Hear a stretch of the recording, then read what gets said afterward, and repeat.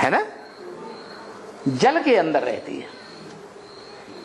तो मछलियों में सबसे बड़ी मछली कौन सी है जो शास्त्रों में गाई हुई है? कोई है या नहीं? जिस माछले के ऊपर कोई कंट्रोल नहीं कर सका, क्या?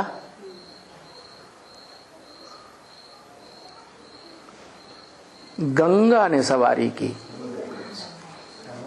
किसने सवारी की? गंगा ने सवारी की। और गंगा नदी में ही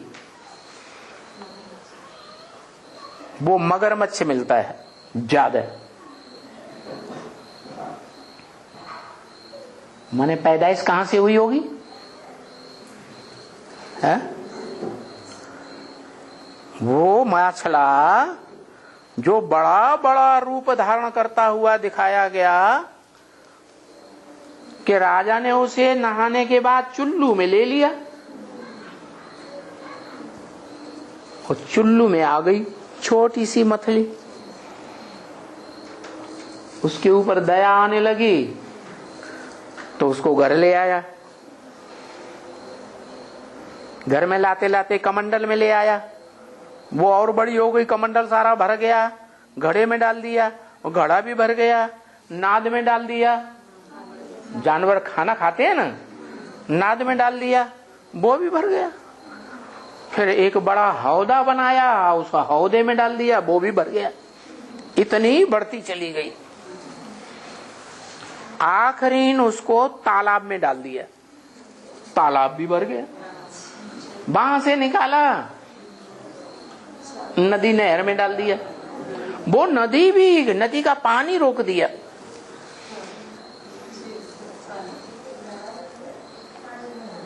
आखिरी उस राजा ने उसको सागर में डाल दिया।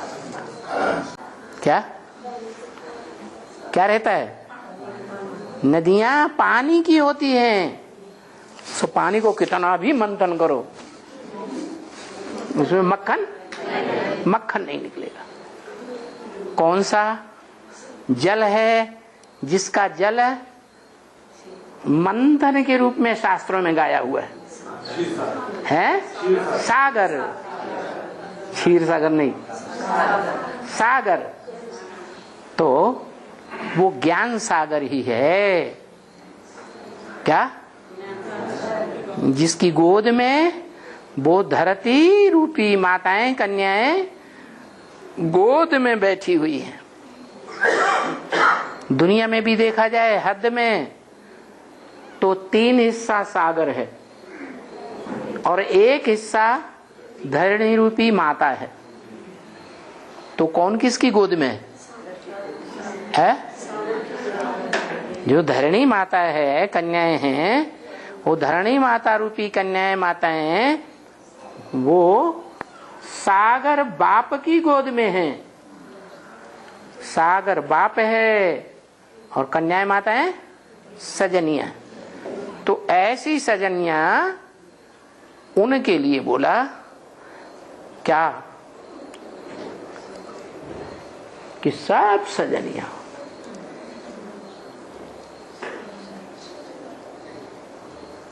सागर में समाई हुई हो या नहीं हो? हैं? सागर में समाई हुई है। और मछलियां कहाँ होती हैं? हैं? सागर में ही मछलियां होती हैं सबसे जास्ती। तो ज्ञान सागर की जो भी मछलियां हैं, उन मछलियों में सबसे बड़ी मछली का नाम क्या दिया? मत्स्यावतार। क्या नाम दिया? मत्स्यावतार। वो किसका पार्ट है? जो इतना बड़ा रूप धारण करता है कि सारी दुनिया की मनुष्य आत्माएं उसके प्रभाव में आ जाती है। उस मगरमच्छ के पेट में सारी मछलियां आ जाती हैं। इसलिए एक न्याय बना हुआ है मछलियों का। क्या?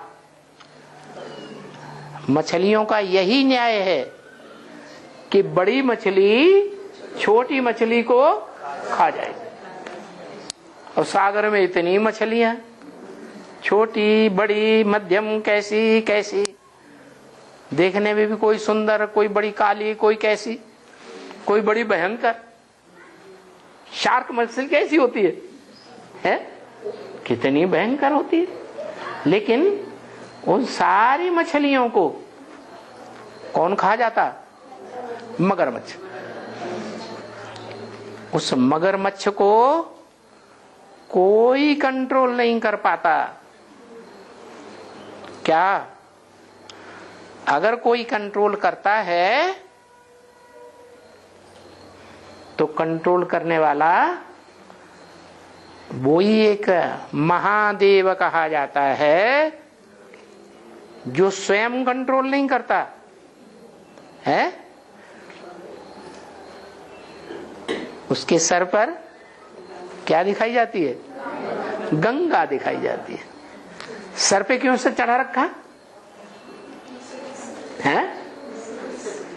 जो प्यारा बच्चा होता है तो क्या करते हैं? बाप जो है उसको मारे प्यार के सर पे चढ़ा के ऐसे ऐसे खिलाते हैं। तो यही बात है, जो भगवान बाप है वो किन बच्चों को ज्यादा प्यार करता है? सबसिबल बच्चों को। तो गंगा ने जितना सेवा की है नॉर्थ इंडिया में, इतनी सेवा किसी ने नहीं की। क्योंकि नॉर्थ इंडिया है भारत का